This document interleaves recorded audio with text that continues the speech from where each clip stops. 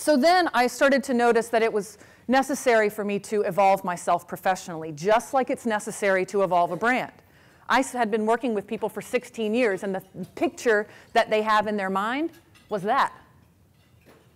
I wore the orange shorts for 2 years. Some of them worked with me when I was 17 and 18 years old. That is what my brand meant to them. That's how they saw me in my original form.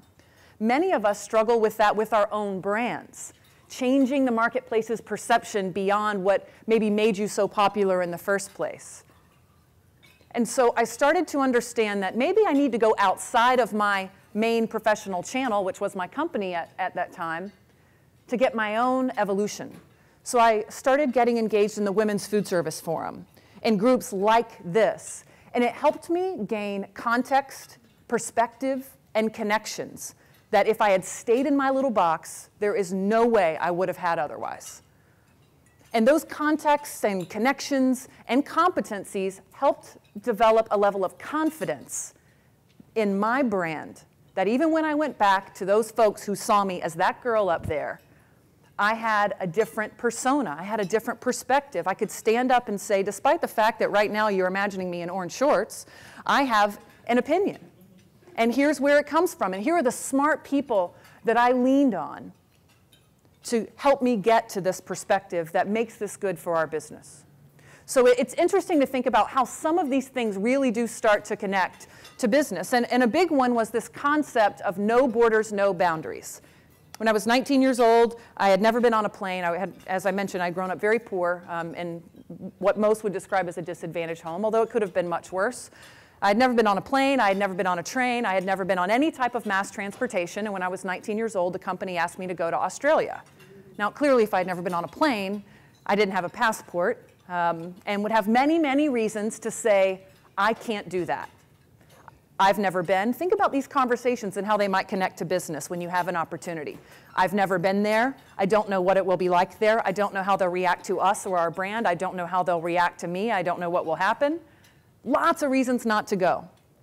But because there was what I have at least now determined was a burning desire to prove that I was not going to be defined by where I came from.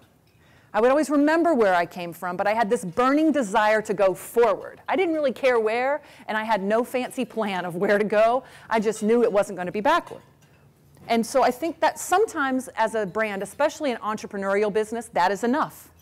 Everyone says you need to have a perfect plan, you need to know exactly where you're going. When you're just getting started out, or you've got a new concept or a new initiative, that can actually be dangerous to be too fixated on where you're going to end up.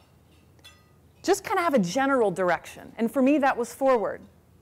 And so I said, yes, I can go. I had never had a passport. I called my mom, and she said, if you fly to Miami and stand in line with your paperwork, you can get a passport in 1 day. So that, in fact, is what I did. I flew back and said, the answer is yes, I have a passport. They never knew I had not been on a plane. They had no idea I was this unsophisticated person. I had been nominated as the right person to go. And I was so fearful that they would find out. So fearful. I thought, something's going to happen, I'm going to screw up, I'll get over there and violate Australia was the first country I went to, some Australian law, and I'm going to end up in jail. But it worked out just fine. And I fell in love with culture and travel. But at the root of it, and I think this is critical for business, not that you go everywhere just because you can, as a brand or as a business, but it is important to have the view of no borders, no boundaries. When you drop the borders that, by the way, we often put in front of ourselves, you can see so far across the horizons of what the opportunities might be. And even today, running a brand that is one of the most multi-channel food brands out there, I still encounter folks that put up those walls. We can't, we shouldn't, we won't, it won't work. Still today, with over a decade of multi-channel experience. So imagine what it's like, and many of you may live with this, when you're trying to expand to a new business model, a different unit strategy, to tweak the overall presence or delivery mechanism of your service or your product, and then to communicate that effectively is not easy because it's scary for folks. So that's the personal side. And from that, I came up with this very fancy academic formula. So I know that there are certainly well thought out, highly sophisticated models and formulas that help smart marketers accomplish drastic increases in reach, market penetration, market share, and really evolve and grow their brand across channels, often called integrated marketing, omni-channel marketing. There are lots of great terms for these things. For me, it's a little more basic than that because it can be applied to yourself or your company, and that is time times money times connections. Those are the things that get you to reach. When I looked around as a 19-year-old and said, what do other people have that are more experienced than me in this?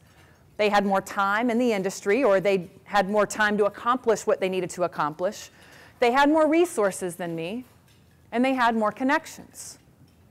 So why is it if I am 19 or 20 years old and somehow I'm able to make up for those things? And it's a basic math equation. When you understand the variables in any equation, if a couple of them are low, then the other one needs to be really, really high. It's pretty basic. I don't have this, I don't have that, but I have that, and I can really increase it if I try. And so I call that the X factor.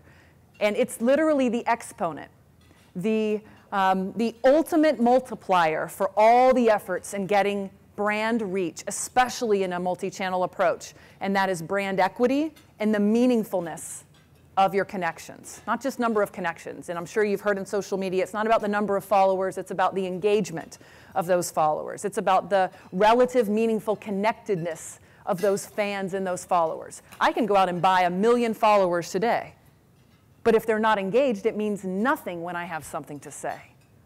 And the same is true with the brand, and the same is true with the business. So these are some of the elements that now I take and say, well, I've learned this as a person. I've learned that when I lack time and I lack the connections and I lack the experience, I can really focus on building my own reputation, typically by volunteering, giving back, showing up and investing in others. That helps carry me through some of these other transitions. And if I don't have the experience that someone that's been in the industry twice the number of years I've been in it, then I'm going to go find that person and say, I want to learn from you. I remember being told by someone who was twice my age, way more than twice my age, in one of our meetings. And I was an emerging executive at this point, and he was a very seasoned executive in the food service industry. And I had heard through a friend, thank goodness I had this friend, and she said, you know, he thinks you shouldn't have this job. He thinks you're too young, you're too much of a cheerleader, and you don't know what you're doing. And you always have a fork in the road when you get feedback like that on you as a person or on your brand, quite honestly. And so you can say, they're wrong, and I'm going to prove them they're wrong. But what I asked was, what if he's right? And so I chose a tactic that many don't. I went into his office, and I personality mirrored. I was a total cheerleader. I would walk into his office and lean over the table with the virtual pom-poms in my hand and saying, we have to do this. And it was he couldn't even see past the excitement.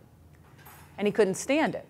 So I walked into his office. I understood what the customer needed. I watched how the customer behaved. I sat in his office and I mirrored it just to keep the conversation going. Not to change who I was, but to keep the conversation going. So I sat in his office. I leaned back. I slowed down my speech. It was killing me inside. But I chilled out and I said, I need your help. I would love your feedback.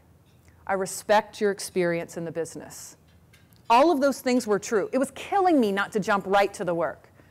But I understood at that point, rule number 1, know thyself.